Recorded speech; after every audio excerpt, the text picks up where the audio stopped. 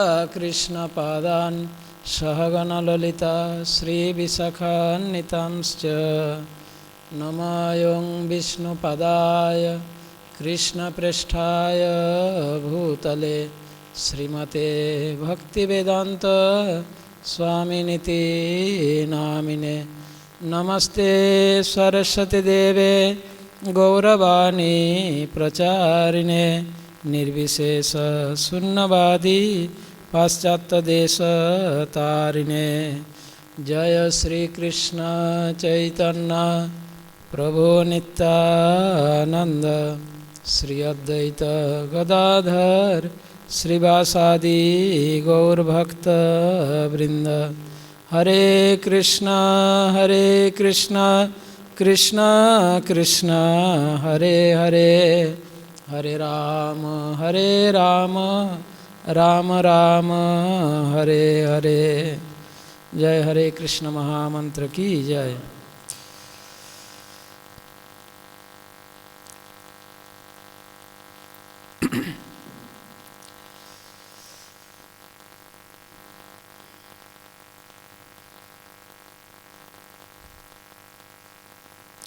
अध्याय 2, अध्याय के नाम गीता का सार। संजय उवाच तम तथा कृपयाविष्टम् अश्रुपूर्णकुलेक्षणं विषीदन्तम् इदं वाक्यम् उवाच मधुसूदन। श्रीभगवान् उवाच कुतस्थाकस्मलम् इदं विषमे समुपस्थितम् अनार्यजुष्टम् असर्गम् अकीर्तिकरमर्जुन क्लैवं मास्मगमपार्थ नैतत्तुपपद्यते। क्षुद्रं हृदय दुर्बलं त्यक्तोत्तिष्ठ परन्तप। अर्जुन उवाच कथं भीष्म अहं संख्ये द्रोणं च मधुसूदन इषुभिः प्रतियोत्सामि पूजार्हा वरिसूदन। गुरून् हन्ता हि महानुभावान् श्रेयो भोक्तुं भेक्षमपीह लोके। हतार्थकामांस्तु गुरून्निहैव भुञ्जीय भोगान् रुधिरप्रदिग्धान्। न चैतविद्वा कतरन्नगर्यो यद्वा जयेम यदि वा न जयेषु। यानेव हत्ता न जिजीविषाम् स्तेऽवस्थिता प्रमुखे धार्तराष्ट्रा। कार्पण्यदोष अपहत स्वभाव पृच्छामि तां धर्म सम्मूढचेता। यच्छ्रेयसन्निश्चितं ब्रूहि तन्मे शिष्यस्ते अहं साधि मां तां प्रपन्नम्। न हि प्रपश्यामि ममापनुद्वाद यच्छोकमुच्छोषणम् इन्द्रियाणाम्। अवाप्य भूमाव सपत्नमृद्धम्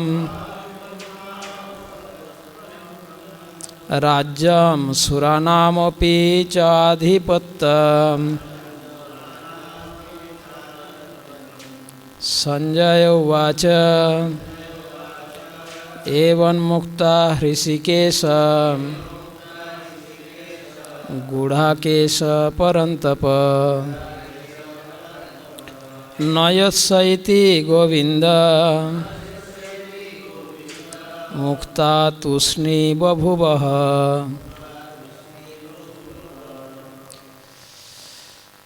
श्लोक संख्या 1 में संजय ने कहा, कोरोना से व्याप्त शोकयुक्त अश्रुपूरित नेत्र वाले अर्जुन को देखकर मधुसूदन कृष्ण ने ये शब्द कहे।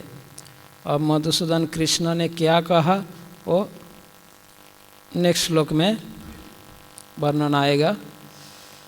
तो इस श्लोक में संजय महाराज धृतराष्ट्र के समक्ष यह कहते हैं, अर्जुन का स्थिति का वर्णन कर रहे हैं।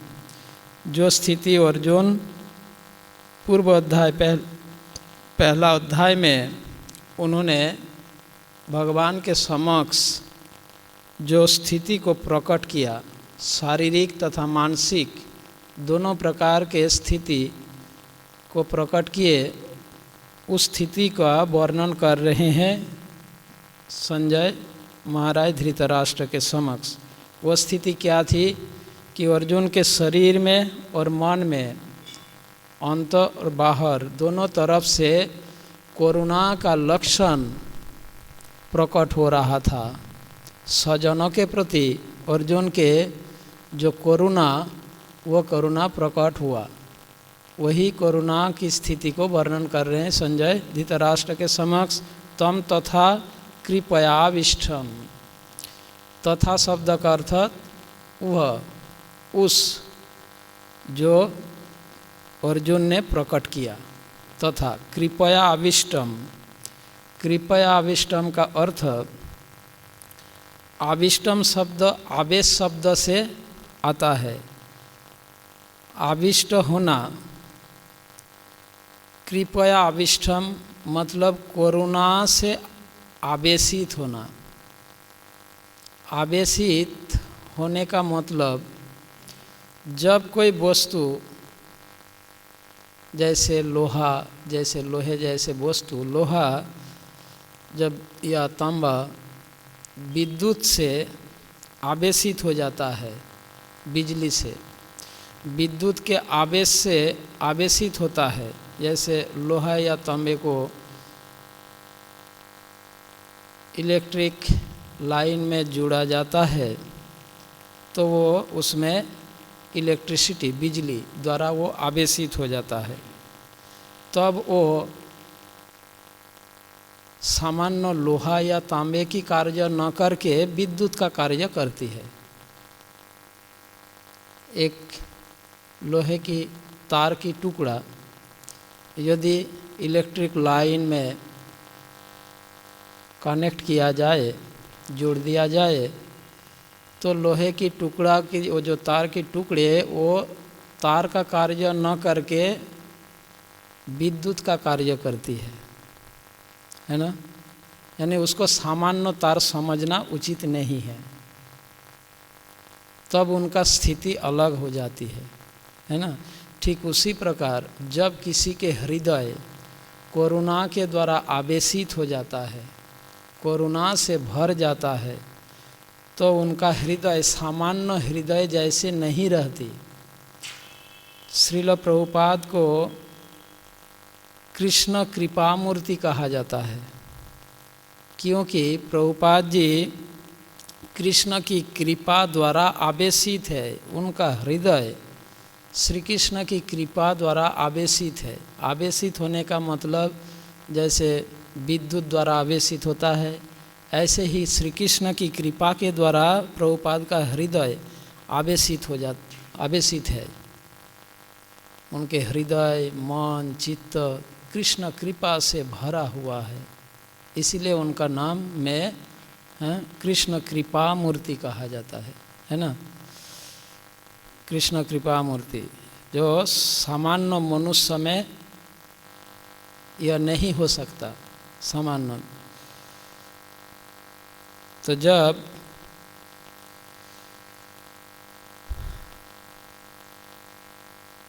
किसी तार में विद्युत का आवेश होता है तो उसके अंदर विद्युत प्रवाहित होता है, बिजली प्रवाहित होता है, और ऐसी स्थिति में उस तार को एक सामान्य तार समझना उचित नहीं है। ठीक उसी प्रकार जब किसी के हृदय में कृपा करुणा संचारित होता है, करुणा से जब आवेशित हो जाता है तो उसको एक सामान्य व्यक्ति नहीं समझना चाहिए, क्योंकि उनका हृदय तब करुणा द्वारा आवेशित रहता है ना। यही बात यहाँ पर बताया गया। त्वम तथा कृपयाविष्टम, आविष्टम शब्द का अर्थ आवेशित होना। उसी प्रकार जब किसी के हृदय में ज्ञान आवेशित होता है तब उनके अंदर सारे अज्ञानता दूर होता है। तो कृष्ण की कृपा से यह स्थिति प्राप्त होता है। श्री कृष्ण की कृपा से जीवों के हृदय में अज्ञान दूर होकर ज्ञान का प्रकाश, ज्ञान प्रकट होता है। 10वें अध्याय में भगवान कहते हैं तेषाम एव अनुकंपार्थम, तेषाम उन लोगों को अनुकंपा करके, कृपा करके, किन लोगों को? तेषाम सतत युक्ता नाम, जो लोग निरंतर नियोजित है किसमें? भजताम प्रीतिपूर्वकम, प्रीतिपूर्वक मेरे भजना में जो लोग नियोजित है उन लोगों के प्रति। तेषाम सतत युक्ता नाम भजताम प्रीतिपूर्वकम, ऐसे लोगों के लिए वो क्या करते हैं? तेषाम एव अनुकंपार्थम, उनके प्रति कृपा करके उन्होंने अज्ञान को नष्ट करके ज्ञान का दीप प्रज्वलित कर देते हैं। तो हमें इस बात को समझना होगा कि अर्जुन का हृदय अब करुणा से भर गया, करुणा द्वारा आवेशित हो गया। पर हमें इस बात को समझना होगा अर्जुन किन व्यक्तियों के लिए करुणा प्रकट कर रहे हैं, उनका हृदय किन के लिए करुणा द्वारा आवेशित है। कभी कभी जो करुणा के पात्र नहीं है उनके प्रति करुणा करना उचित नहीं होता। वो भगवान श्री कृष्ण के इच्छा के विरुद्ध होता है। परंतु जहाँ जो वास्तविक करुणा के पात्र है, जहाँ करुणा करना चाहिए, उससे कृष्ण प्रसन्न होते हैं। अब प्रश्न यह है अर्जुन किसके प्रति करुणा प्रकट कर रहे हैं?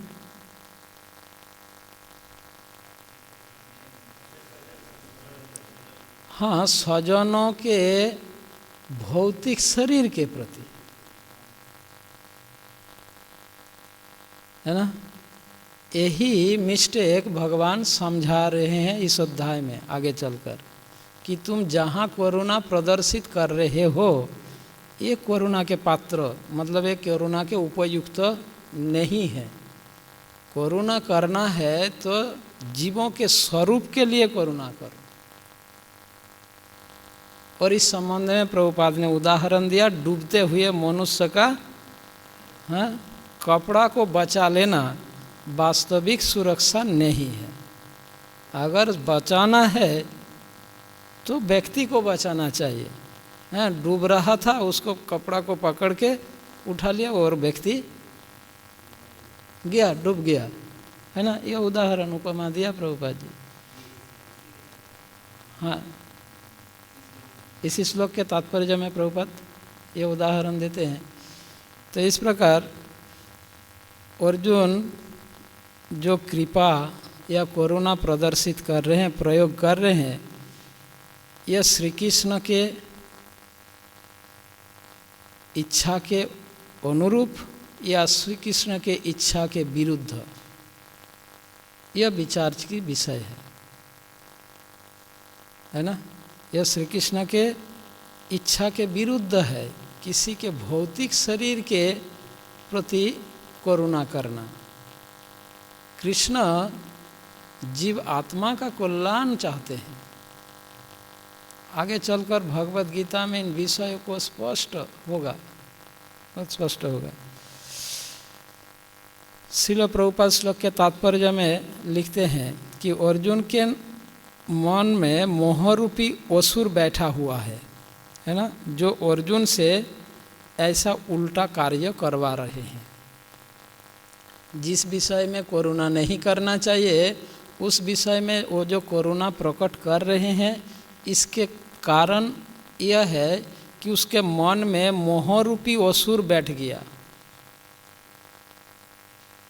मोहरूपी असुर बैठा हुआ है जो अर्जुन से यह उल्टा कार्य करवा रहा है। तो जब व्यक्ति के मन में मोहरूपी असुर बैठ जाता है, और मोह क्या है?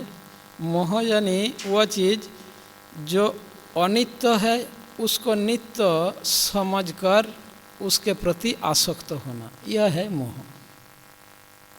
अब अर्जुन के मन में मोहरूपी असुर बैठ गया। वही असुर, मोहरूपी असुर ऐसा उल्टा कार्य करवा रहे हैं। भगवत गीता में शुरुआत से लेकर अंत तक वास्तव में मोह से मुक्त होने पर ही बल दिया गया मेन। यद्यपि गीता में समस्त विषय में आदेश, उपदेश, निर्देश, शिक्षाएं है सभी विषयों में, पर यदि गहराई से विचार करेंगे भगवत गीता को तो समझ आएगा कि वास्तव में मुख्य उद्देश्य जीवों को मोह से मुक्त करना। क्योंकि काम, क्रोध, लोभ, मद, मात्सर्य आदि ये सभी कृष्ण भावनामृत के प्रतिकूल है, पर इनमें से मोह सबसे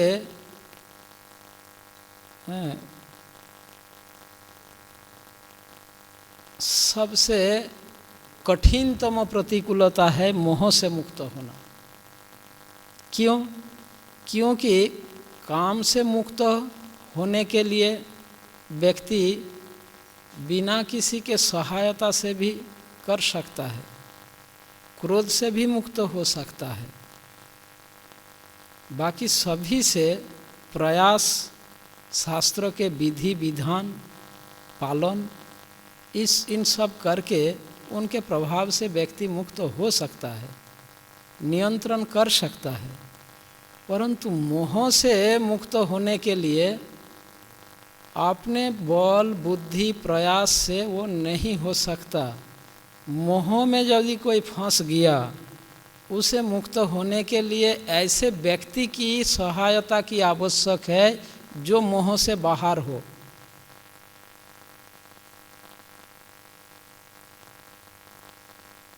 मोह मुक्त व्यक्ति की सहायता की आवश्यक होगा, तभी वो मोह से मुक्त हो सकता है। कोई दलदल में फंस गया, मोह एक दलदल जैसी है। दलदल समझते हैं? कोई अगर दलदल में फंस गया हो तो उसको अगर मुक्त करना है तो जो व्यक्ति दलदल के बाहर है वो उसे बचा सकता है, और दूसरा व्यक्ति भी दलदल में है तो उसे बचा नहीं सकता, दोनों ही जाएगा। और ये ऐसा चीज़ है, वो जितना स्वयं प्रयास करेगा उतना ही अंदर जाएगा। वो बाहर आने का खुद जितना स्वयं जितना बाहर आने की प्रयास करेंगे वो उतना ही अंदर जाता जाएगा। और मोह ऐसा चीज़ है, वो खुद जितना प्रयास करेगा मोह से बाहर आने की, वो उतना ही मोह में फंसते जाएगा। तो इसका हम विस्तार चर्चा करेंगे 53, 50, 52, 53 में। ऐसे में यदा ते मोह कलिलम बुद्धिर्वेति तरिष्यति, उस श्लोक में जो भी। तो यहाँ पर अर्जुन जिन लोगों के प्रति, जिन विषयों में करुणा प्रदर्शित कर रहा है, वास्तव में वो करुणा के पात्र, करुणा के विषय नहीं है। और फिर भी ऐसा क्यों हो रहा है? क्योंकि उसके मन में मोह रूपी असुर बैठ गया। जिस प्रकार किसी पर जब भूत हावी होता है, भूत लगता है ना किसी किसी को, जब भूत हावी होता है तो उस व्यक्ति का सारा कार्यकलाप उल्टा सुल्टा ही होता है। वो कुछ बोलता है वो भी उल्टा सुल्टा बोलता है, कुछ पूछेंगे उल्टा सुल्टा जवाब देता है, वो रिप्लाई देगा, सही जवाब नहीं देता है। इसलिए भक्ति विनोद ठाकुर ने कहा है, पिशाची पाइले यथा मतिच्छन्न है, मायाग्रस्त जीवेर है से भावोदय। जिस प्रकार किसी को भूत जब पकड़ लेता है, भूत हावी होता है, तो उसका मति बुद्धि भ्रष्ट हो जाता है। पिशाची पाइले यथा मतिच्छन्न है, मायाग्रस्त जीवेर है से भावोदय। माया द्वारा ग्रस्त होने से, मोह द्वारा ग्रसित हो जाने से उस व्यक्ति का बुद्धि उसी प्रकार भ्रष्ट हो जाता है। उसे आप पूछेंगे तुम्हारा नाम क्या है, तो उल्टा सीधा नाम बताएगा जो उसका नहीं है। हाँ, तुम्हारा पता क्या है, वो उल्टा सीधा एड्रेस बताएगा। वो बोलेगा उस खंडारा में रहता हूँ, उस पेड़ में रहता हूँ, इधर रहता हूँ, ऐसा उल्टा सीधा बताएगा। क्योंकि वो कार्य वो नहीं कर रहा है, भूत करवा रहा है, भूत द्वारा वो नियंत्रित हो गया। तो ऐसा ही मोह रूपी भूत बैठ गया था है जिनके हृदय में, मन में, तो वो भूत, मोह रूपी भूत उसको ऐसा कार्य करवाते हैं। पर वह व्यक्ति जिसको भूत हावी होता है उसको समझ नहीं आता कि वो किसी के कंट्रोल में चला गया।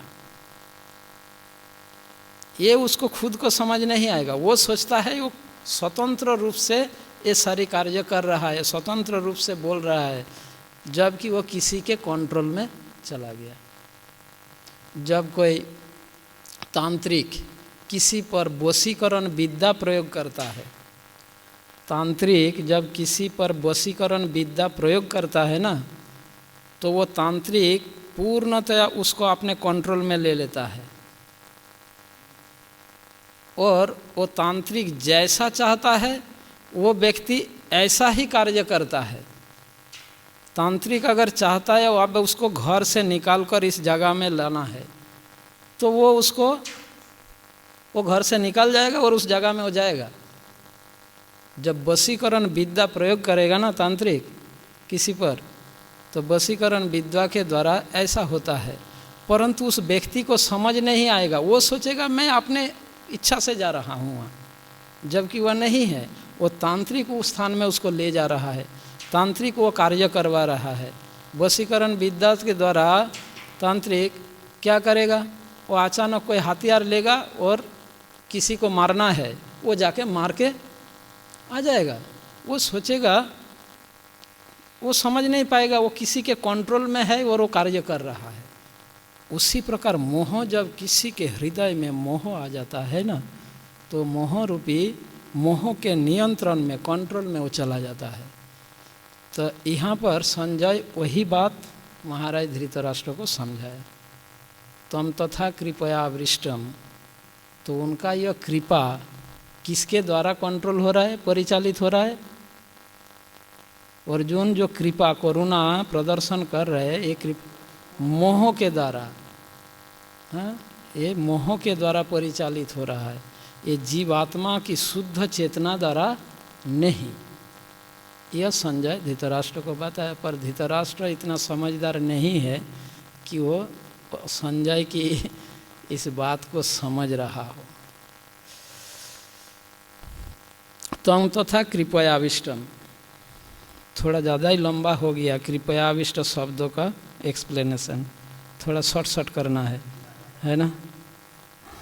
अश्रुपूर्ण कुलेक्षणम, अश्रुपूर्ण कुलेक्षणम, अश्रु मत आँखों से जो जल निर्गत होता है,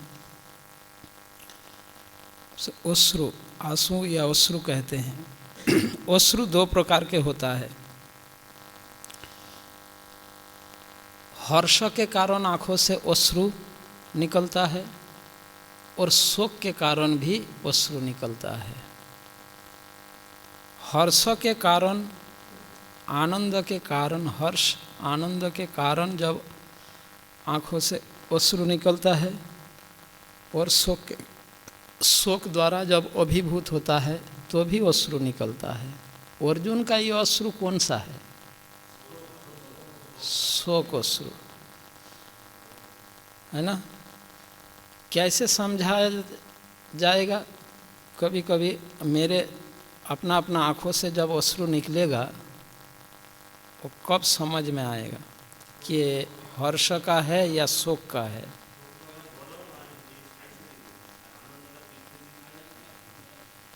हाँ, शोक का अश्रु गर्म होता है, शीतल हो, और हर्ष का अश्रु शीतल होता है, ठंडा होता है।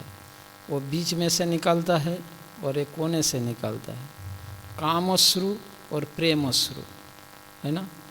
अर्जुन का ये अश्रु काम या प्रेम? काम। भौतिक इच्छाओं, इच्छा क्या है?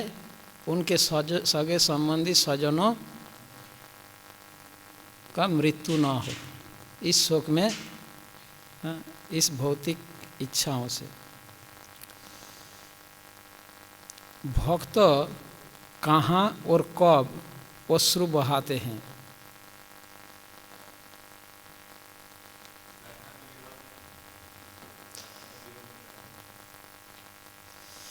भक्त अश्रु कहाँ और कब बहाते हैं? जब भगवान तथा भक्तों के विरह अनुभव हो तो उसमें वो शोक, हाँ, उनका वह शोक आध्यात्मिक शोक होता है। या भक्त या भगवान के संग में जब प्रेम या हर्ष आनंद का अनुभूति हो, ऐसे स्थिति में भक्त अश्रु बहाते हैं। यदि जीव शुद्ध चेतना में हो, परंतु जीव हृदय जब कलुषित होता है तब वो भौतिक कारण से शोक द्वारा अभिभूत होता है या आनंद द्वारा अभिभूत होते हैं भौतिक कारणों से।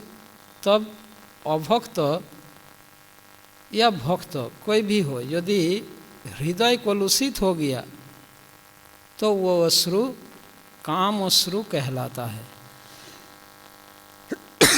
पहला स्कंद में भागवत के जहाँ नारद जी की कहानी कथा का वर्णन हुआ है, फर्स्ट कैंटो में, कि नारद जी का शोक का वर्णन हुआ है। वहाँ माता के मृत्यु के बाद उनके पूर्व जीवन की कहानी जहाँ वर्णन हुआ है। माता के मृत्यु के बाद जंगल में वृक्ष के नीचे बैठकर जब परमात्मा का ध्यान कर रहे थे, फिर परमात्मा गायब हो गए, अंतर्हित हो गए। उसके बाद वो आंसू बहाने लगे भगवान के विरह में, है ना। ऐसे शास्त्र में इस प्रकार बहुत वर्णन है भक्तों के आंसू बहाने के संबंध में। श्रीमद् भागवत में अनेक घटनाओं का ऐसा वर्णन हुआ है।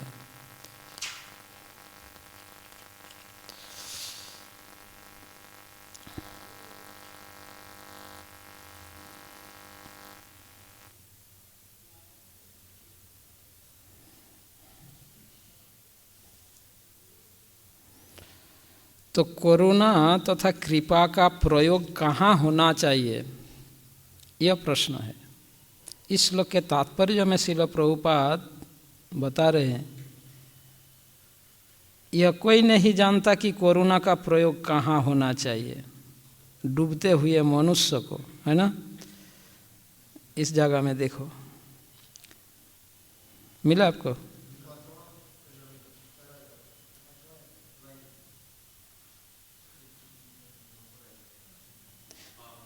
यह कोई नहीं जानता कि करुणा का प्रयोग कहाँ होना चाहिए। डूबते हुए मनुष्य के वस्त्र के लिए करुणा मूर्खता होगी। तो श्री कृष्ण धृतराष्ट्र के पुत्र के शरीर रूपी वस्त्र को, कपड़े को नष्ट करना चाहते हैं, नष्ट करवाकर आत्मा का उद्धार करना चाहते हैं, जबकि अर्जुन की करुणा उनके शरीर रूपी कपड़े को, वस्त्रों को सुरक्षा के लिए प्रकट हो रहा है। उनके आत्मा नरक में जा रहा है, यह दृष्टिकोण अर्जुन में प्रकट नहीं है। भगवान चाहते हैं उनकी आत्मा का सुरक्षा हो, शरीर को नष्ट होने दो, कपड़ा नष्ट होने दो, आत्मा का सुरक्षा करना चाहते हैं। जबकि अर्जुन शरीर रूपी कपड़ों को बचाना चाहता है और आत्मा का दुर्गति हो रहा है, पाप कर्म कर रहा है। तो इसलिए इस श्लोक में संजय मधुसूदन शब्द का प्रयोग किया है ना। विशदिन्तम इदम वाक्यम उवाच मधुसूदन, शोकयुक्त यह वाक्य, यह वचन, विशदन्तम इदम वाक्यम। तो मधुसूदन शब्द का अर्थ हमने पहले चर्चा किए हैं, कोई प्रकार से किए हैं। यहाँ पर मधुसूदन शब्द प्रयोग करके संजय महाराज धृतराष्ट्र को क्या समझाना चाहते हैं, उनका भाव क्या है। मधु शब्द का अर्थ मधुर व्यवहार या प्रिय व्यवहार। अर्जुन धृतराष्ट्र के पुत्र के साथ मधुर संबंध बनाए रखना चाहता है, करुणा प्रकट कर रहे हैं, परंतु भगवान श्री कृष्ण उस मधुर संबंध का सुदन मतलब छेदन कर रहे है ना। कृष्ण वो करने वाला है, यह संजय बता रहा है महाराज धृतराष्ट्र को। संजय बता रहे उवाच मधुसूदन, वो मधुसूदन अभी अर्जुन जो मधुर व्यवहार करना चाहते हैं आपके पुत्र के प्रति, पर उसके साथ कौन है, मधुसूदन है, वो उसका व्यवहार को सूदन कर देगा मतलब खत्म कर देगा। यह मधुसूदन कहने का संजय मधुसूदन इस भाव से महाराज धृतराष्ट्र को कह रहे हैं। मधु शब्द का एक अर्थ होता है मधुर हंसी, स्माइलिंग, मुस्कान, और सूदन का अर्थ दूर करने वाला, नष्ट करने वाला, मिटाने वाला। तो इस प्रकार मधुसूदन का अर्थ हुआ कि ये कृष्ण अपनी मधुर हास्य के द्वारा अर्जुन के हृदय में जो शोक है ना, ये शोक मिटा देंगे। अभी क्या, अभी देखो ना, ऐसा मत सोचिए आप कि ये शोक द्वारा अभिभूत हो गया और युद्ध नहीं करेगा, और अर्जुन युद्ध नहीं किया तब तो कौरव का जय निश्चित है ना। तो ऐसा आपको सोचने की कोई आवश्यक नहीं है।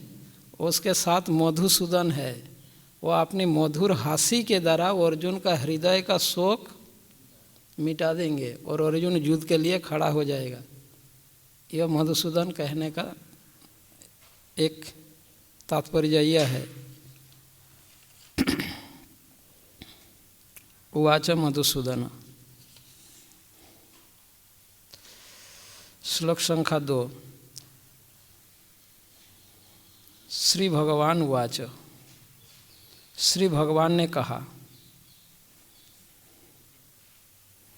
इस श्लोक में श्री भगवान उवाच शब्द का प्रयोग भगवत गीता में फर्स्ट टाइम हुआ है ना।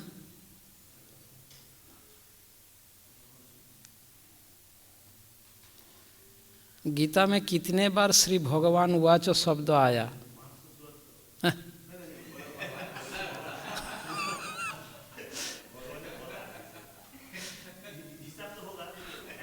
28 बार। हाँ, 28 बार श्री भगवान वाच शब्द आया। हाँ,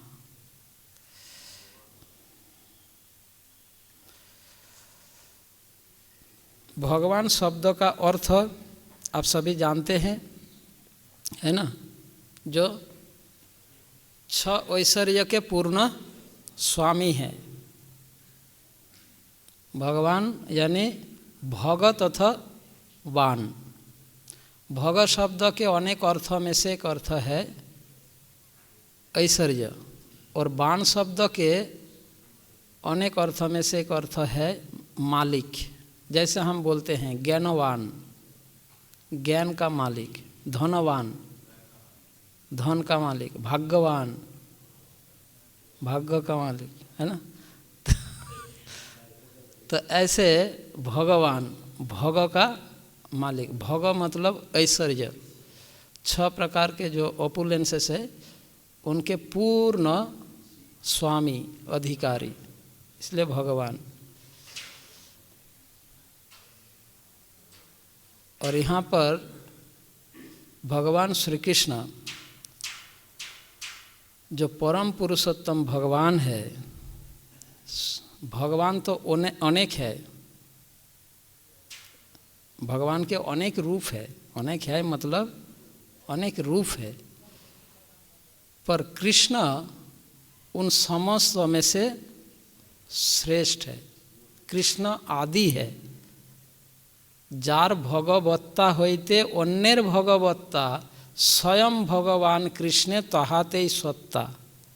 यह कृष्णदास कविराज गोस्वामी चैतन्य चरितामृत में सनातन गोस्वामी को कृष्ण तत्व के विषय में शिक्षा प्रदान करते समय यह बताते हैं, जार भगवत्ता होइते अन्येर भगवत्ता, जिनकी भगवत्ता से अन्य भगवान के अन्य समस्त रूपों में भगवत्ता प्रकट है, स्वयं भगवान कृष्ण ताहाते सत्ता। श्रील प्रभुपाद इसको एक दीप होइते यैछे दीपेर जलन, जिस प्रकार एक दीपक से अनेक दीप प्रज्वलित होता है, यह उदाहरण उपमा दिया जाता है। तो भगवान श्री कृष्ण का पोजीशन कैसा है, किस प्रकार है, ब्रह्मा जी अपनी ब्रह्म संहिता में बताते हैं। यच्छ्रैकनिश्शित काल मथावलंब जीवन्ति लोम बिलजा जगदण्डनाथा विष्णुर्महान् स इह यस्य कला विशेषो गोविंदमादि पुरुषं तमहं भजामि। यच्छैक निश्चेषित काल मथावलंबो, जिनके एक शास काल तक इस ब्रह्मांड के रचनाकार ब्रह्मा जी जीवित रहता है। जिनका एक श्वास काल तक, वन ब्रीथिंग टाइम खत्म। यस्यैक निश्चेषित काल मथावलंबो जीवंती, जीवित रहता है। लोम विलजा, उनके रोम से प्रकट हुआ अनंत ब्रह्मांड और अनंत ब्रह्मांड के रचनाकार एक सांस काल तक जीवित रहता है। एक बार सांस लिया और छोड़ दिया सांस और बेस ले लिया, सब गया। यह ब्रह्मा जी बता रहे, यस्यैक निश्वसित काल मथावलंब जीवंती लोम विलजा जगदंड नाथा। इस जगत अंड ब्रह्मांड के नाथ ब्रह्मा जी जीवित रहता है। वो भगवान कौन है? कारणोदशाई विष्णु, महाविष्णु। यस्यैक निश्वसित काल मथावलंब जीवंती लोम विलजा जगदंड नाथा विष्णुर महान। वह महाविष्णु जिसका एक अंश मात्र है, वो महाविष्णु जिसका एक कला अंश मात्र है, वो आदि पुरुष गोविंद को मैं भजना करता हूँ। तो यह है कृष्ण का पोजीशन जो ब्रह्मा जी बता रहे। महाविष्णु का एक सांस काल में सब खत्म सब सृष्टि और सब खत्म। और वो महाविष्णु जिसका एक अंश मात्र है, पुरुष अवतार, 6 प्रकार के अवतारों में से एक अवतार, तो एक अंश मात्र है। अब सोचिए कृष्ण का पोजीशन क्या है, वही परम पुरुष भगवान श्री कृष्ण। श्री भगवान उवाच कुतस्था कस्मलमिदम, कुतस्था कस्मलम इदम। भगवान अर्जुन के विचार को कचड़ा कहकर निंदा कर रहे हैं। कुतस्था कस्मलम इदम, कहाँ से ये कचड़ा आ गया तुम्हारे अंदर? देखो अर्जुन के जो विचार है, जिसको सांसारिक दृष्टि में कितना महान विचार लगता है, सांसारिक दृष्टि में अर्जुन का विचार कितना महान, पर भगवान के दृष्टि में भगवान का एक कचड़ा है। कचड़ा यानी फेंकने का चीज है।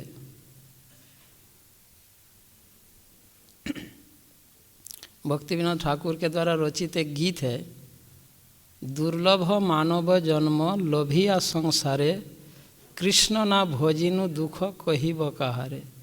संसार संसार करी मिछे गेल काल, लाभ न होइल किछु घटिल जंजाल। इस भौतिक संसार को जंजाल कहा भक्ति विनोद ठाकुर।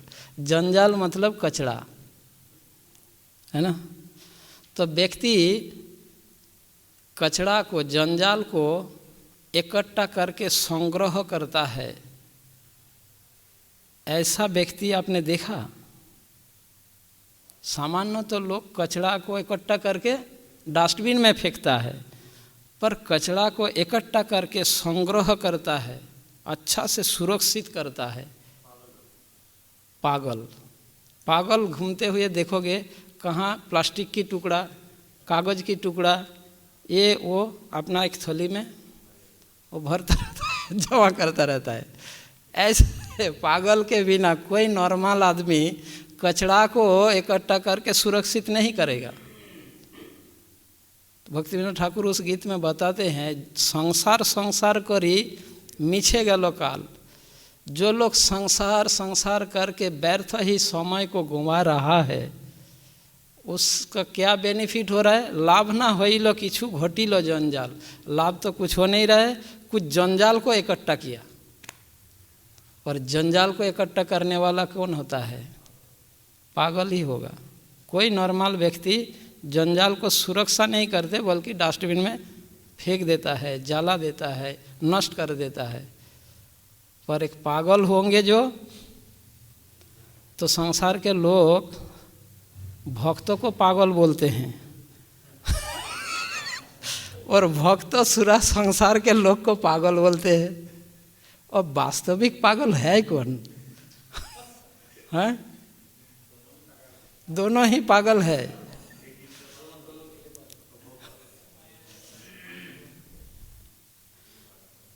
जो पागल को पागल बोलोगे तो गुस्सा हो जाएगा, ठीक है। पर जो पागल नहीं है उसको अगर आप पागल बोलोगे तो बोलेगा हाँ मैं तो पागल ही हूँ, वो एक्सेप्ट करेगा। पर पागल को अगर पागल बोलोगे ना, वो गुस्सा करेगा। अब बताओ वास्तविक पागल है कौन? जो भी, तो यहाँ पर भगवान अर्जुन को तिरस्कार कर रहे, भर्त्सना कर रहे हैं दूसरे श्लोक में, कि तुम्हारे मन में, हृदय में, चित्त में ऐसे कूड़ा करकट कहाँ से आ गया? कैसे आ गया? कुतस्था कस्मलमिदम, यह कूड़ा करकट तुम्हारे अंदर कैसे आ गया? तो मतलब अर्जुन का जो विचार है भगवान के नज़र में एक कूड़ा करकट के समान है, कचड़े के समान है। यद्यपि अर्जुन अपने विचार को महान समझ रखा है। सामान्य व्यक्ति भी ऐसा ही सोचता है, अर्जुन जैसे सोच रहे, सामान्य व्यक्ति भी ऐसा ही सोचता है। अर्जुन युद्ध नहीं करना चाहता। अर्जुन के अंदर जो भी उन्होंने तर्क आर्गुमेंट्स दिए हैं, वे अत्यंत त्याग की भावना का प्रकट किए हैं अपने तर्क में। अर्जुन अपना अत्यंत त्याग की, बहुत ही बड़ा त्याग का भावना को प्रकट किया, जो सांसारिक दृष्टि में बहुत महान लगता है, परंतु भगवान श्री कृष्ण अर्जुन के इस विचारों को अर्जुन के दिमाग में, मन में, चित्त में कूड़ा करकट के साथ तुलना कर रहे हैं कि इन विचारों को फेंक डालो, ये कचरा है, इसका कोई महत्व नहीं है, जबकि सांसारिक दृष्टि में बहुत ही महत्वपूर्ण विचार है।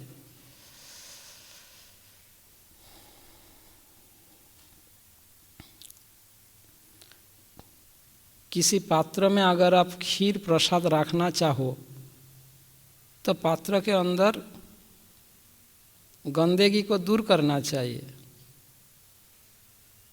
जब तक पात्र के अंदर गंदगी हो तो उसमें स्वादिष्ट खीर डालोगे तो खीर भी खराब हो जाएगा, होगा या नहीं?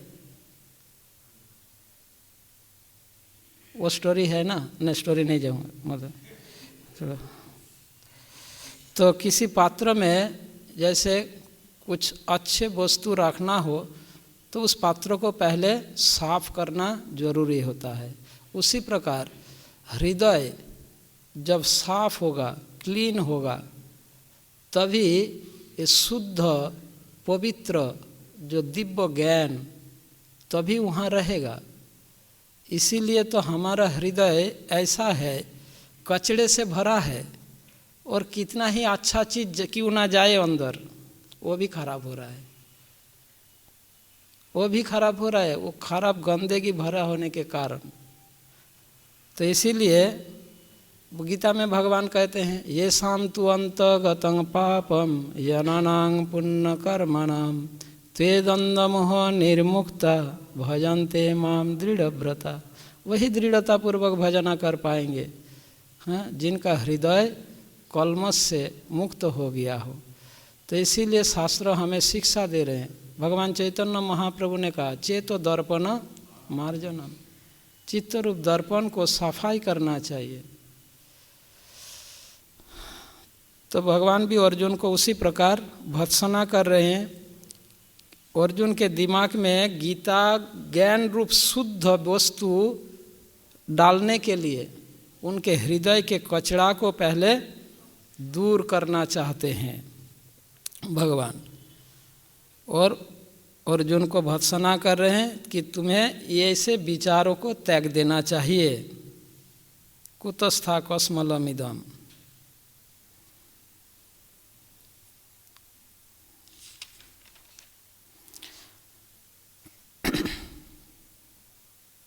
विषमे सम उपस्थितम, एक तो कचरा है, तुम्हारा विचार का कोई महत्व नहीं है ना, और ऊपर से ऐसा कचरा को अभी निकालने का टाइम नहीं है। कचरा निकालने का एक समय होना चाहिए, एक विशेष समय में कचरा निकालते हैं लोग, है या नहीं? कभी भी कचरा निकालना अच्छा नहीं लगता है या नहीं? लोग घर साफ करता है, ये सब करता है, एक विशेष समय में कोई कुछ कार्य चल रहा है, कुछ बहुत ही इमरजेंसी कुछ है और उस समय झाड़ू लगा रहा है, ये अच्छा होता है क्या? वो भी एक बात है। यानी कहने का मतलब विषम सम उपस्थित हम इस शब्द द्वारा ऐसे विषम स्थानों पर जिस स्थान में श्री कृष्ण अर्जुन से यह कह रहे हैं कि इस स्थान युद्ध करने के लिए है, यह शोक करने का स्थान नहीं है, यह कह रहे हैं, यह युद्ध करने का स्थान है।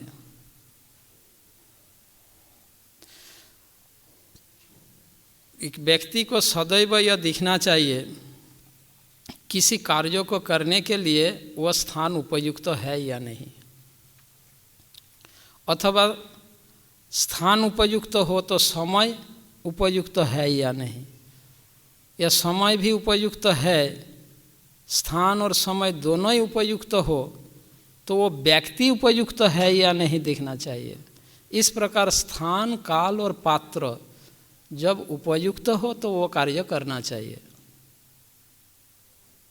इन तीनों विषय पर एक व्यक्ति को विचार करना चाहिए। महाभारत का युद्ध समाप्त होने के बाद जब युधिष्ठिर महाराज चक्रवर्ती राजा बन गए थे, उस समय युधिष्ठिर महाराज शोक करने लगे, है ना। मतलब युद्ध के बाद युधिष्ठिर महाराज शोक द्वारा अभिभूत हुए और युद्ध से पहले अर्जुन, है ना। एक युद्ध के बाद शोकग्रस्त हुए, दोनों ही युधिष्ठिर महाराज उचित समय पर शोक किया, पर अर्जुन जिस समय शोक कर रहे हैं, भगवान श्री कृष्ण युधिष्ठिर महाराज के शोक का विरोध नहीं किया, न निंदा किया, है ना, बल्कि उनके शोक को शांत करने के लिए उन्हें आश्वासन देने लगा और यह कहने लगा, ठीक है, मेरे बातों से तुम्हें आश्वासन नहीं हो रहा है, और मुनि ऋषियों को बुलाए, उनसे सुनो, उनके शोक को दूर करने के लिए आश्वासन की प्रयत्न किया कृष्ण। पर अर्जुन जो जिस समय शोक कर रहा है उसको भत्सना कर रहे, डांट रहे, हाँ, ये उचित नहीं है। पर युधिष्ठिर महाराज को ऐसा भत्सना नहीं किए कृष्ण। तो इसीलिए भगवान यहाँ के विश्व में समुपस्थितम, यह उपयुक्त न स्थान है, न उपयुक्त समय है, और न तुम उपयुक्त व्यक्ति हो यह शोक प्रकट करने का। तीनों ही गलत है। युधिष्ठिर महाराज युद्ध के बाद शोक किया, उस समय शोक करने वाला उपयुक्त व्यक्ति भी उपयुक्त है, स्थान भी उपयुक्त है, समय भी उपयुक्त था। पर अर्जुन जिस समय शोक प्रकट कर रहे हैं, यह स्थान, काल, पात्र तीनों ही गलत है। इसलिए भगवान कह रहे हैं विश्व में समुपस्थित, तीनों ही गलत है, क्योंकि यह न समय सही समय है शोक करने का, न सही व्यक्ति है और न सही स्थान है। भगवान श्री रामचंद्र के लीला में हम देखते हैं, रावण के साथ जब युद्ध हो रहा था, है ना, और लक्ष्मण जी शक्तिशैल में मूर्छित हो गया था।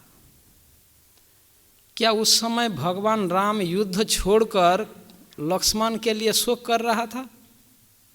नहीं, बल्कि राम और अधिक प्रताप और शक्ति से, अधिक और उत्साह और शक्ति प्रकोप से युद्ध किया और रावण को भगाया।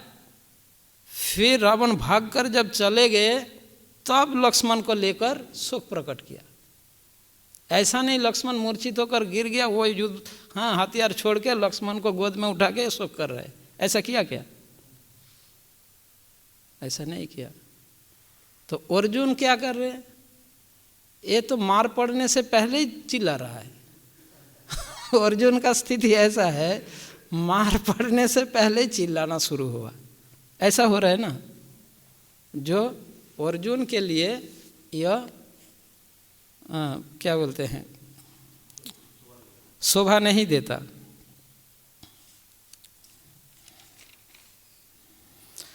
तो भगवान अर्जुन के विचार को किस प्रकार निंदा कर रहे हैं? एक तो कचड़ा कहा और स्थान, काल, पात्र के दृष्टि से अनुचित कहा। ऐसा विचार प्रकट करने के लिए न यह स्थान उपयुक्त है, न यह समय और न ही पात्र। स्थान, काल, समय, पात्र। फिर कहा अनार्य युष्टम,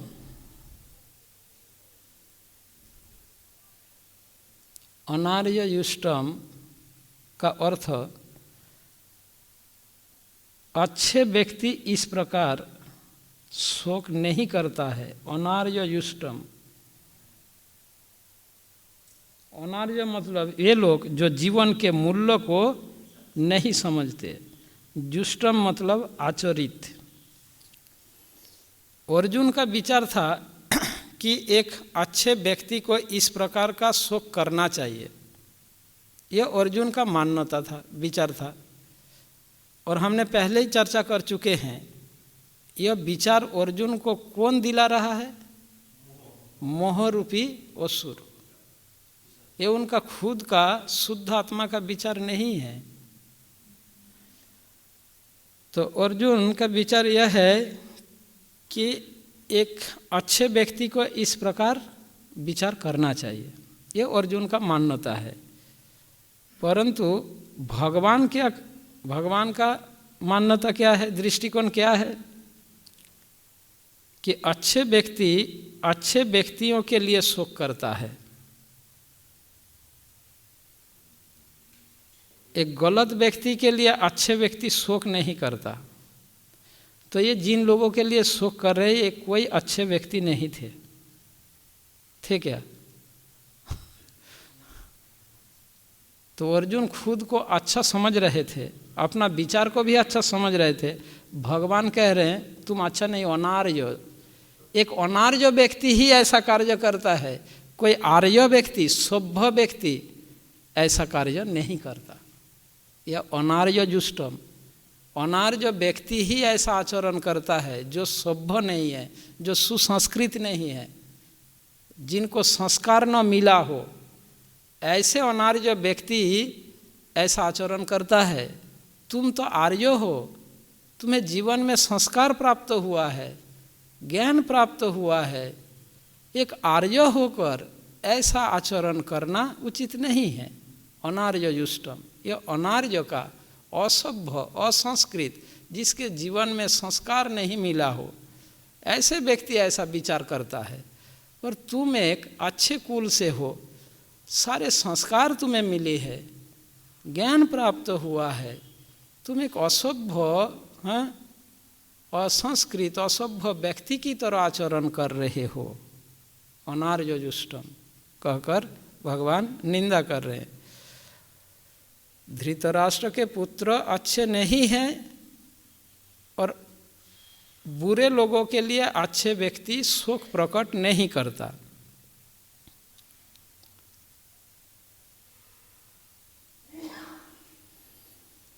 असर्गम, अनार्य जुष्टम, असर्गम, इस प्रकार का विचार एक व्यक्ति को स्वर्ग की भी प्राप्त नहीं करवा सकती। असर्गम, ऐसे विचार रखने वालों को कोई पुण्य लाभ नहीं मिलता। उन्हें ऐसे विचार रखने वालों को स्वर्गलोक भी प्राप्त नहीं होगा। यह भगवान अस्वर्गम, तुम तो नरक की बात कर रही हो ना, ऐसा करेंगे तो नरक जाओगे, भगवान समझा रहे हैं। ऐसा नहीं करोगे तो नरक जाओगे। ऐसा तुम जो सोच रहे हो, ऐसा सोचोगे तो नरक में जाओगे। अर्जुन का डर था, वो कह रहा था कि मैं ऐसा करूँगा तो मुझे नरक जाना पड़ेगा, मैं युद्ध करूँगा तो नरक जाना पड़ेगा। अब भगवान कह रहे नहीं, अस्वर्गम मतलब स्वर्ग नहीं जाओगे तो कहाँ जाओगे? नरक में जाओगे ना। इनडायरेक्टली तो वही कह रहे हैं भगवान। तो तुम सोच रहे हो कि ऐसा विचार करके ऐसा आचरण करेंगे तो नरक में जाओगे, युद्ध करोगे तो नरक में जाओगे, और ऐसा आचरण करोगे जो कर रहे हैं तो तुम्हें स्वर्ग प्राप्ति होगा? बिल्कुल नहीं। तुम्हें ऐसे आचरण करके स्वर्ग की प्राप्ति नहीं होगा। अस्वर्गम, यद्यपि व्यक्ति को पुण्य क्षीण होने पर स्वर्ग से भी गिरना पड़ता है, फिर भी लोग स्वर्ग प्राप्त करने के लिए उत्सुक रहता है। क्यों?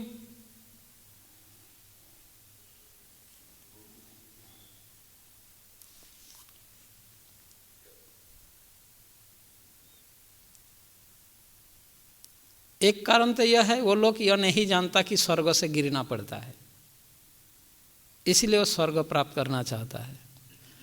पर कुछ लोग ऐसा भी है जानकर भी वो स्वर्ग आदि उच्च लोक प्राप्ति की इच्छा करता है। स्वर्ग प्राप्ति भी, स्वर्ग लाभ यानी इस पृथ्वी लोक से अधिक तरह सुख सुविधाएं प्राप्त होना। तो यहाँ पर भगवान यही कह रहे कि युद्ध न करके शोक करने से कोई व्यक्ति स्वर्ग में नहीं जा सकता, यह भगवान का कहना है। कोई व्यक्ति क्षत्रिय, कोई योद्धा युद्ध न करके यदि वो शोक करते रहे तो उन्हें स्वर्ग मिल जाएगा, ऐसा संभव नहीं है। युद्ध में अगर वो मर जाए तो वो स्वर्ग में जाएगा, पर युद्ध न करके शोक करते रहे और वो स्वर्ग में जाएगा, ऐसा संभव नहीं है। यह भगवान समझा रहे। अस्वर्गम, यदि कोई व्यक्ति शुद्ध भक्त हो तो उसके मन में किसी प्रकार का भौतिक इच्छाएं, कामनाएं, वासनाएं नहीं होता, तो वो आध्यात्मिक जगत में जाता है। और जब किसी में भौतिक कामना वासना होता है तो स्वर्ग आदि उच्च लोक में जाता है। यहाँ पर भगवान का कहना है कि अर्जुन युद्ध नहीं करना चाहता, क्योंकि युद्ध करने से उसको नरक में जाना पड़ेगा, यह उनका विचार है। भगवान कह रहे हैं युद्ध न करके यदि कोई शोक करता रहे, युद्ध को त्याग दे, कोई क्षत्रिय, कोई योद्धा, तो वो स्वर्ग नहीं जा सकता, बल्कि उसको नरक में जाना पड़ेगा। एक क्षत्रिय अगर युद्ध को त्याग देता है तो उसे स्वधर्म त्याग पाप लग जाएगा, आगे चलकर बताएंगे। और पाप, ये स्वधर्म त्याग रूप पाप करने से उसको नरक में जाना पड़ेगा। अकीर्तिम, आगे की शब्द है अकीर्तिम, अकीर्तिम, अकीर्तिकरम। अकीर्तिकरम का अर्थ अपयश की प्राप्ति है ना। अकीर्तिकरम, अपयश के कारण, अपयश का प्राप्त करने के कारण, अपयश प्राप्ति। अर्जुन, हे अर्जुन, यद्यपि अर्जुन दया करुणा के कारण युद्ध नहीं करना चाहता, पर अर्जुन के संबंध में यह हम विचार कर सकते हैं, माना जा सकता है कि अर्जुन भय के कारण युद्ध नहीं करना चाहता, ऐसा तो संभव नहीं है ना। अर्जुन युद्ध से कभी भयभीत नहीं हुए और न ही इस समय वो भय, युद्ध करने के भय से भयभीत हुआ, ऐसा बात नहीं है ना। यहाँ तक कि अर्जुन ने अपने तर्क में बताया, धृतराष्ट्र के पुत्र मुझे निहत्ता मार भी दे, वो भी मेरे लिए श्रेयस्कर। यानी अर्जुन युद्ध से भयभीत नहीं है, न युद्ध करने से भयभीत है और न ही युद्ध में मरने से भयभीत है। दोनों में से किसी में अर्जुन भयभीत नहीं है। वो युद्ध करने से भी भयभीत नहीं और युद्ध में वो मरने से भी भयभीत नहीं है। वो भयभीत किसी और के से है, किसी और के कारण है, खुद के लिए नहीं, यह तो स्पष्ट है। तो इसीलिए वो युद्ध नहीं करना चाहता कि वो युद्ध से भयभीत हो रहा है, ऐसी बात नहीं है। परंतु अर्जुन इतने दिनों तक उन्होंने जो यश ख्याति अर्जन किया, जो कमाया, भगवान कह रहे तुम्हारे सारे यश खत्म हो जाएगा, अकीर्ति, अपयश प्राप्त हो जाएगा तुम्हें। तुम इतने दिनों तक जितना यश कमाया, ख्याति कमाया, ये सब खत्म हो जाएगा। यदि तुम युद्ध नहीं करोगे तो ये सारे यश ख्याति तुम्हारा समाप्त हो जाएगा। इसलिए कहा अकीर्तिकरम। श्लोक संख्या 3।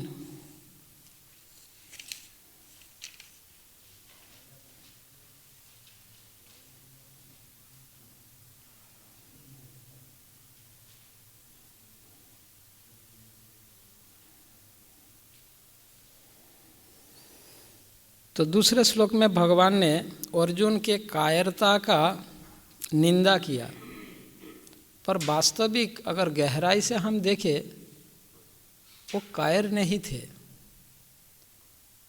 पर ऐसा स्वभाव, ऐसा लक्षण, मोह के कारण वो युद्ध से विरत होना चाहते हैं। ऐसा नहीं कि वो युद्ध से भयभीत है। यहाँ तक कि अर्जुन अगर अकेला भी हो तो भी सारे कौरव सैन्यों के साथ वो युद्ध करने के लिए, और इसके पहले ऐसा किया भी है। जब समस्त कौरवों ने विराट के जब गौशाला गायों को हरण करने के लिए जब अटैक किया था, तो अर्जुन अकेला युद्ध किए थे सभी के साथ।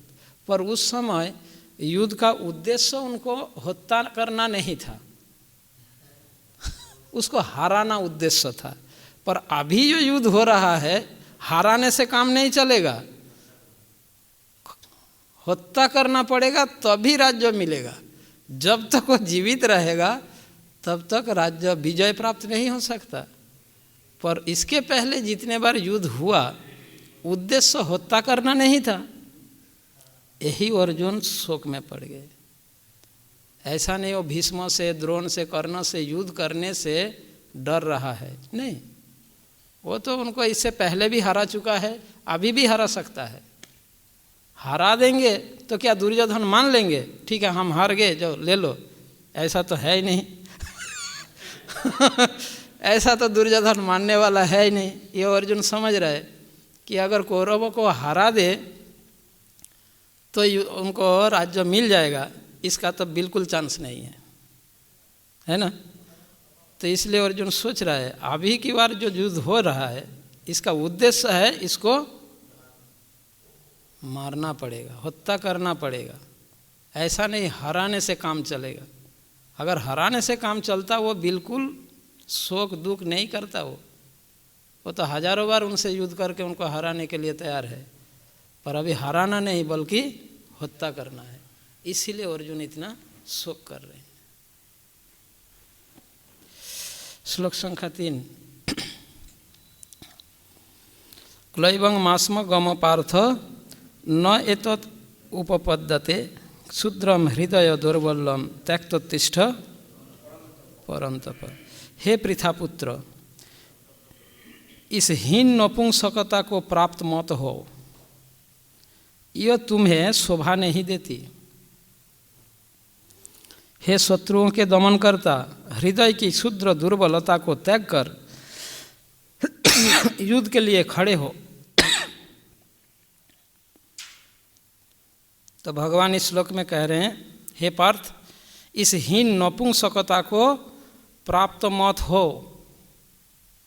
क्लैवं, क्लैवं मतलब नपुंसकता। ऐसा हीन नीच नपुंसकता को प्राप्त मत हो। तो यहाँ पर भगवान अर्जुन को पार्थ कहकर संबोधित कर रहे हैं। पार्थ का अर्थ पृथा का पुत्र, और पृथा कुंती माता का एक नाम है। तो श्री कृष्ण अर्जुन से यह कह रहे हैं कि कुंती पुत्र, तुम माता कुंती के पुत्र होकर नपुंसकता का त्याग करो।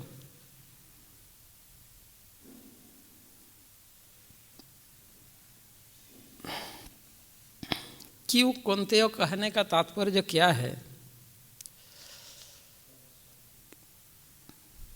अर्जुन इससे पहले नपुंसकता को तो स्वीकार किया था, है ना। अब की बार भगवान कह रहे हैं तुम नपुंसकता को त्याग करो। तो इसका तात्पर्य क्या है? तात्पर्य यह है, कुंती कहकर भगवान श्री कृष्ण अर्जुन को एक संदेश याद दिला रहे हैं। वो क्या है? जब भगवान श्री कृष्ण, मैं हमेशा स्टोरी में क्यों घुस जाता हूँ, सॉरी।